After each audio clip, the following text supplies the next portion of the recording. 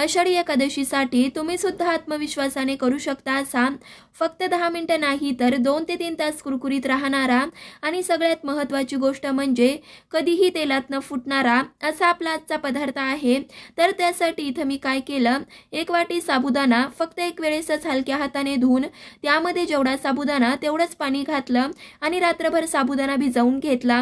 मग नंतर 9 ते 10 मिरच्या आणि 2 इंच अद्रक बारीक असं करून घ्यायचं। आपलं हे वाटण तयार झालं। आता भिजवलेला साबुदाणा एका थाळीमध्ये काढला, त्यामध्ये 3 उकडलेले बटाटे हाताने स्मॅश करून घालायचे। हे एकदा व्यवस्थित मिक्स करून घ्यायचं।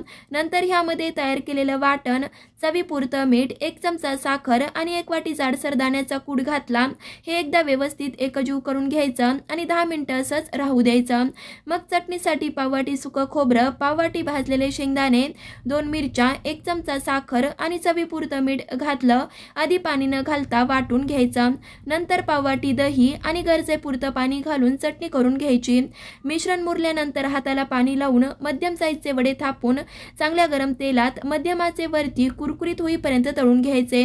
मस्त असे 2 ते 3 तास कुरकुरीत राहणारे तेलात न फुटणारे साबुदाणे वडे तयार झाले। तुम्ही सुद्धा आषाढी एकादशीला करून पहा, कसे झाले ते सुद्धा कमेंट करायला विसरू नका। लाईक शेअर सबस्क्राईब ही नक्कीच करा। धन्यवाद।